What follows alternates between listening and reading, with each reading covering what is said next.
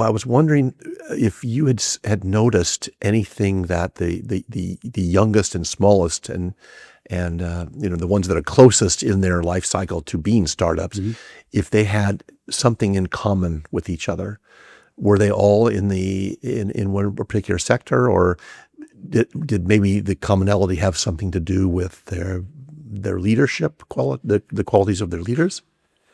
That's a very generic one. It's difficult to compare on-shoes with Climeworks, who take out CO2 out of the air, which is much more working with governments, and etc. But it's very clear. I mean, it starts with paranoid people who look over their shoulder every day to see what the competitor does, and look into the cash box every day to see if there is something left. Right. You have to be paranoid if you want to be a real entrepreneur, at the beginning especially. Much more than afterwards. There's some courant normal, but at the beginning it's very, very difficult. Sure. It's the law of the small numbers. You have one client or zero client. That's a big difference. Right.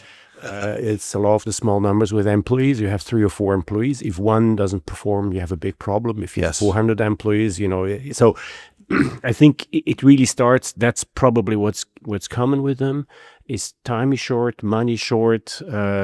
You have to persuade other employees that you are it, and at a lower salary, you have to persuade investors, you have to persuade, depending on what industry you are, you have to persuade regulators, even though you don't have the brand. You come in as ABB, you get a meeting with the head regulator. Sure. You come in with the Naville technology venture fund, whatever. Who's that?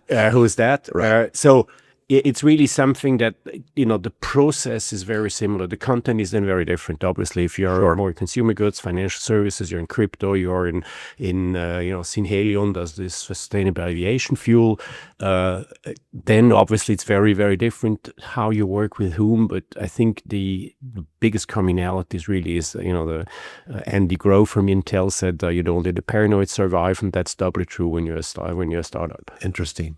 Any ideas about the commonality between why they chose to come here to Switzerland? Did you have that conversation? There is one is the generic one. I mean, it's the same for large companies and small companies. It's this thing about the framework, about the infrastructure works. You can talk to government. It's government stability. So whether you're big or small, these things matter to you. They matter enormously because when you're in the US, it's a fantastic market, but taxes and the regulation changes every day, especially as, in the current new administration, we see that every day there's something totally new. Right. They did the infrastructure reduction, the Inflation Reduction Act of Biden at 5 minutes to midnight. They were still writing by hand. They were writing some stuff into a new tax code. Right. That was included in this, and so they accepted this in December, and in January it came into effect. I mean, if you're a CFO, you're always, all over the place. So planability, the ability to forecast, predictability, stability, all this is very important, especially for startups, because they don't have enough people to really look at, fiscal, regulatory things all the time.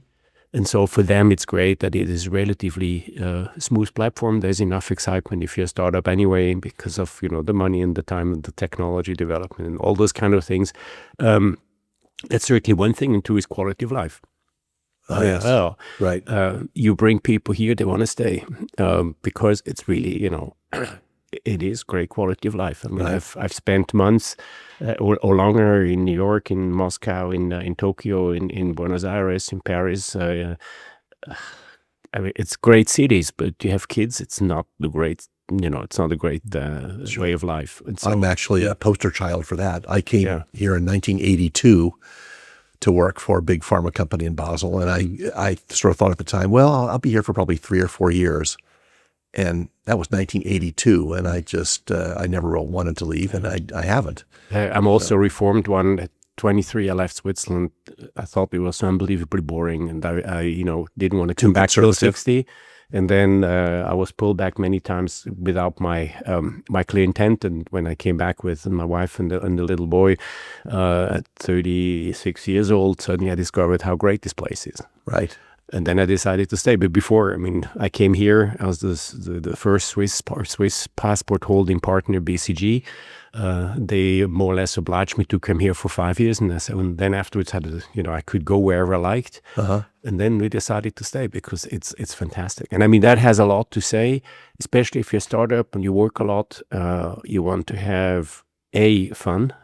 Sure. And that a lot changed with the Googles of this world coming here. Yes. With a lot of international young people, which makes it a very different place than 30, 40 years ago. That really changed massively. Right. The internationality, and so that's also part of the quality of life. If you're a Brit or a French or somebody, a Scandinavian, and you can hear you work 6.5 days a week, and at least a half day you can go to pub, meet some interesting, fun people, and have a good time. So right. Well, I mean, there's a flip side to that, and I guess we should talk about that, and that is the fact that living here is expensive, right, compared to other countries. Very expensive. Okay, all right. You said that. I didn't. No, it is. It is. So, very clearly, but the salaries are very, very good. Right. So I think purchasing power, Zurich, Geneva, they're still pretty. I mean, they're better than most European cities as a purchasing power and quality of life. Right. Formula. But clearly, if you come here with money earned outside and you're a tourist in Switzerland, it's very expensive. Mm-hmm. Got a little less expensive because everybody else has had a lot of inflation in the last few years. Yes. Still, it is a very expensive place. So if you just compare, an egg for an egg, it's mind blowing. If you compare how many eggs you can buy on your salary, it gets pretty good. Right. And I think the other thing about Switzerland is that what you buy here, the quality is so high that a lot of the things you would buy now, and obviously this is not true for an egg, but a lot of the things that you would actually invest in here are things that will last a lifetime. I mean, the value of something you buy is very high. We like Swiss finish. That's Swiss right. finish. Swiss we take finish. a good product, and then there's a Swiss finish on everything, on products, on regulation. We always have a Swiss finish. Right. Interesting.